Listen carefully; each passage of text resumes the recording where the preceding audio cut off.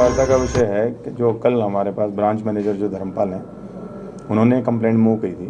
कल एक व्यक्ति जिसका नाम है सुरेश, वो 21 तारीख को जो नोच ब्रांच है पीएनबी की, वहाँ पर उन्होंने 1.5 लाख रुपए पैसे जमा करवाए थे। तो उस टाइम जो कैशियर है उसने ये कह के कि सर्वर डाउन है बैंक का और आपको बाद में मैं आपका अकाउंट बैलेंस बता दूंगा, और वो करके 1.5 लाख रुपए उसने डिपॉजिट करा दिया और वो चला गया। 24 तारीख को वो दोबारा आया पता करने के लिए कि जो मेरा अकाउंट बैलेंस आप बता दीजिए। तो जो कैशियर है वो वहाँ से उठ के चला गया और बाहर निकल गया। तो उसने जब अपना अकाउंट बैलेंस चेक कराया तो जो वो पैसे थे वो उसके अकाउंट में डिपॉजिट नहीं हुए थे। तो उसने अलार्म रेज किया और ये सारा वाक़या जो है, जो ब्रांच मैनेजर हैं जिन्होंने उसी दिन ज्वाइन किया था धर्मपाल गिल ने, उनको ये वाक़या पूरा का पूरा बताया। तो ब्रांच मैनेजर ने जब इसकी वेरिफिकेशन कराई, इंटरनल वेरिफिकेशन, तो उनको पता चला कि काफ़ी अकाउंट्स हैं जिनमें कि पैसे जमा नहीं करवाए गए। तो उन्होंने हमें एक कंप्लेंट दी, जिस कंप्लेंट के बेस पे हमने एफआईआर सदर थाने में दर्ज करी।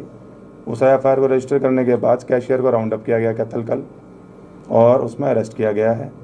और उसके बाद में जो है अब इनका रिमांड लिया जाएगा और फर्दर पूछताछ करी जाएगी कि कितने कितने लोगों से जो पैसे लिए गए हैं वो डिपॉजिट नहीं हो पाए हैं। अभी हमारे पास जो कल बैंक मैनेजर्स को जो एप्लीकेशन आई थी उसमें 23 व्यक्तियों ने एप्लीकेशंस दी, जिसका अप्रोक्सीमेट जो अमाउंट है वह 1,70,00,000 के करीब है कि इतने पैसे का जो है गबन कैशियर ने किया है। बाकी तफ्तीश का विषय है कि किन किन लोगों के जो है पैसे इसने नहीं दिए। तो कहाँ से गिरफ्तार किया गया? कैथल शहर से गिरफ्तार किया गया। कुछ स्थिति में रसीद नहीं रखते लोग, समाज के बैंक में जमा करा कर निकल जाते हैं। देखिए, वो हमने सभी को नोटिस जारी कर दिए हैं।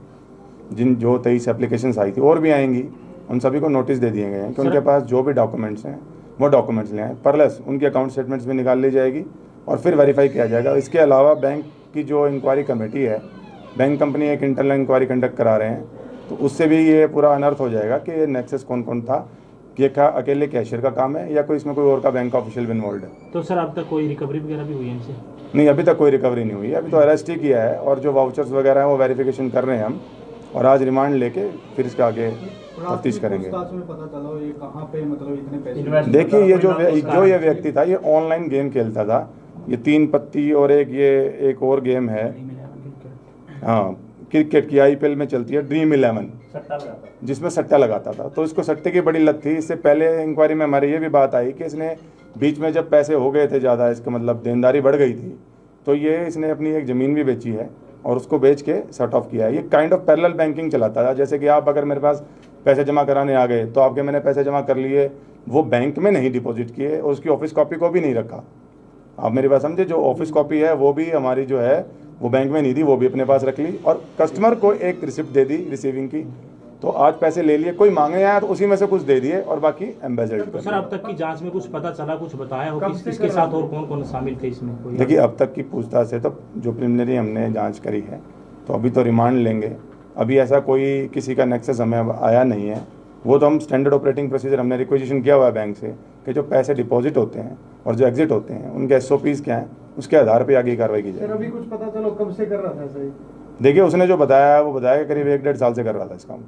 सर, कोई पुराना बंदे का नाम भी सामने इसका है, कुछ साथी ऐसा है जो कोई और नहीं, ऐसा कुछ नहीं है। नहीं, सभी उपभोक्ता भी 10 उपभोक्ता कह रहे थे भाई इसका मेन साथी ये खुराना का कोई कर्मचारी है बैंक में ही है, वो है, लेकिन वो अभी तक बाहर है। बाहर कैसे? बाहर घूम रहे हैं, मतलब इसके साथ ही था सर वो भी? नहीं, हमने सभी बैंक ऑफिशियल्स जो वहाँ काम करते थे उन सबको सम्मान किया हुआ है। सभी को इंक्वायरी ज्वाइन कराई जाएगी। अगर किसी का रोल आएगा तो विल टेक एक्शन। तो क्रिमिनल हिस्ट्री भी कोई है कुछ? नहीं, इसकी कोई क्रिमिनल हिस्ट्री। सर, लोग कैसे बचे हैं इस तरह के अपराधों से, बता दो। देखिए, ये जो रामबीर है ये सेडा माजरा जिला जींद का रहने वाला है। सर, कैसे बचे इस तरह के फ्रॉड से? बैंक में तो भरोसा होता है। देखिए, जब भी आप जैसे ये हर बार एक क्लेम एक्सक्यूज बनाता था कि सर्वर डाउन है और लोग ट्रस्ट करके जो है जो रिसिप्ट होती थी उस पर बैंक में हमने कई रिसिप्ट देखी, इस पर स्टैंपिंग भी नहीं थी।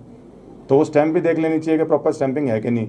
और उससे जो सीनियर ऑफिशियल है वहाँ जाके भी अपना बैलेंस चेक कर सकते हैं। या अगर आपके जो रजिस्टर्ड मोबाइल नंबर है, जैसे आप 1.5 लाख रुपए जमा कराने गए फॉर एग्जांपल, तो आपने जैसे ही पैसे जमा कराए तो आपको मैसेज आता है। अगर मैसेज नहीं आ रहा है इसका मतलब है कि आपके पैसे जमा नहीं हो रहे हैं। या अलर्ट भी बंद किया हुआ था सर, ऐसा कुछ पता? नहीं, वो तो हमें नहीं पता अब क्या हुआ क्या नहीं। वो लोग इंटरनेट बैंकिंग यूज़ करते थे क्या, उनके मोबाइल रजिस्टर्ड थे कि नहीं, वो तो तफ्तीश कर। मैसेज नहीं आते सर, नहीं, उन्होंने इस बारे में इंक्वायरी नहीं करी है। तो आपने पूछा तो मैंने बता दिया कि इस तरीके से विजिलेंट ला सकते हैं। ठीक है, थैंक यू।